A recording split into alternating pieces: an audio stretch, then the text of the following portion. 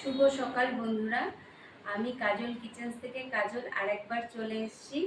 আজকে আমি আমার রান্নাঘর থেকে আমি গোপু সোনার জন্য একটু পায়েস রান্না করব। তো পায়েসটা কেমন করে রান্না করি তোমরা সঙ্গে থাকো, সাথে থাকো।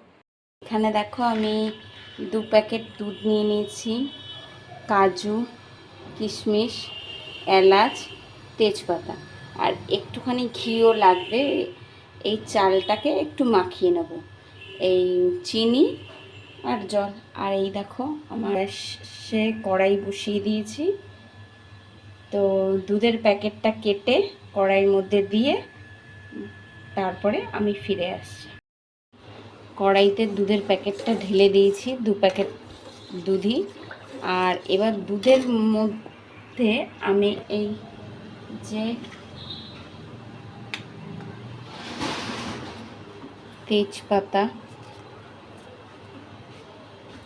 তেজপাতা দুটো, এলাচ 4টে দিয়ে দিলাম। এটা ফুটতে থাকবে, তাহলে কি সুন্দর একটা স্মেল আসবে দুধের থেকে। আর এই কাজু আর কিশমিশটাকে আমি একটুখানি এই যে বাটির মধ্যে নিয়ে নিচ্ছি, নিয়ে একটুখানি ধুয়ে আমি এটা ভিজিয়ে রাখবো। আর দুধটা ততক্ষণে ফুটতে থাকুক। আর এই দেখো দুধটাও জাল হচ্ছে, দুধটা আর কিছুক্ষণের মধ্যেই ফুটে উঠবে। আর এই দুধটা ফুটে ওঠার পরে আমি এই দুধের মধ্যে এই যে এই কাপের চালটা এই প্লেটটার মধ্যে ঢেলে নিয়েছি। এর মধ্যে একটু ঘি মাখিয়ে আমি কিছুটা দুধটাকে এই গামলার মধ্যে শিফট করে ওই ঘি মাখানো চালটা এই দুধের মধ্যে আমি দিয়ে দেব। দুধটা ফুটে যাক, চালটা ততক্ষণে আমি মাখাতে থাকি ঘি দিয়ে। আর এদিকে দুধ ফুটে গেলে কিছুটা দুধ আমি নামিয়ে নেব, আর কিছুটা দুধের মধ্যে আমি এই ঘি মাখানো চালটা দিয়ে চালটা ফোটাবো। আর যখন যখন দুধটা প্রয়োজন হবে, গামলার দুধটা আমি এই কড়াইতে ঢেলে অল্প অল্প করে দিতে থাকবো। তো আমি ঘি মাখিয়ে আসছি আরেকবার। এই দেখো দুধটা ভালো করে ফুটে গেছিলো, গরম হয়ে গেছে। তো গ্যাসটা একটু কমিয়ে আমি এই যে দুধটা কিছুটা এখানে আলাদা করেছি, আর এই যে চালটা আমি ঘি মাখিয়ে এবার চালটাকে এর মধ্যে দিয়ে দিচ্ছি। চালটা মানে এখন শুধু চালটাকে আস্তে আস্তে নাড়া দেওয়া, চালটাকে সেদ্ধ হওয়ার অপেক্ষায় আমাদের থাকতে হবে। পুরোটা দিতে পারলাম না, প্লেটে কিছুটা লেগে রয়েছে। তো আমি এক হাতে অসুবিধা হচ্ছে চালটা দিতে।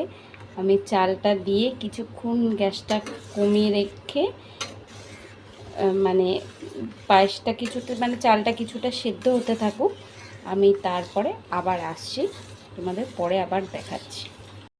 এই দেখো অনেকক্ষণ নাড়ানোর পরে এই যে আমার পায়েসটা মোটামুটি চালটা পুরোপুরি সিদ্ধই হয়ে গেছে। ক্যামেরা একটু ধোঁয়াশা মতন হয়ে যাচ্ছে, এই যে তোমাদের দেখিয়ে দিচ্ছি, তোমরাও বুঝে যাবে।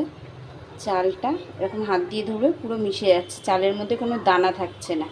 এবার তুমি চিনি দিতে পারো, এবার আমিও চিনি দিয়ে দেব, ঠিক আছে। এই দেখো চিনিটা পুরো, এই যে চিনিটা আমি পুরো আস্তে আস্তে দিয়ে দিলাম। আর চিনি যেই দেওয়া হবে সেই চিনি থেকে একটা জল ছাড়বে, সেই জলটা শুকিয়ে যাক, তারপর আমি কাজু কিশমিশ, গ্যাসটা বন্ধ করে কাজু কিশমিশ দিয়ে সার্ভিং বলে সার্ভ করে আমি ফিরে আসছি আরেকবার। এবার এই চিনিটা দেওয়ার পরে অনেকটা জলটা ছাড়বে, যেহেতু চিনিটা গললে চিনির মধ্যে একটা জল থাকে, কিন্তু সেটা একটু সময় ধরে তোমার একটুখানি টানাবে, নাহলে একটু জল জল ব্যাপারটা হয়ে যায়। যতক্ষণে না ফুটবে, চিনির জলটা না শুকাবে, তাহলে তোমার পায়েসটাও টেস্টি হবে না। অতএব জলটা একটু শুকিয়ে নেবে, মানে পায়েসটা একটু গাঢ় গাঢ় হবে, তারপর তুমি তোমার সার্ভিং বলে সার্ভ করে দেবে। যেমন আমি এখন একটু জলটা টানাবো, ক্যামেরায় আলোটা একটু অসুবিধা হচ্ছে পায়েসের। এই দেখো আমার জলটা পুরোপুরি শুকিয়ে গেছে, ঠিক আছে, দেখতেই পাচ্ছ জল শুকিয়ে চিনির থেকে যে জলটা বেরিয়েছে জলটা আমি টানিয়ে নিলাম। টানিয়ে নিয়ে এবার দেখছো পায়েসটা ফুটছে। আমি কিন্তু বারবার নাড়া দিচ্ছি। এই যে কাজু কিশমিশটা দিয়ে দিলাম।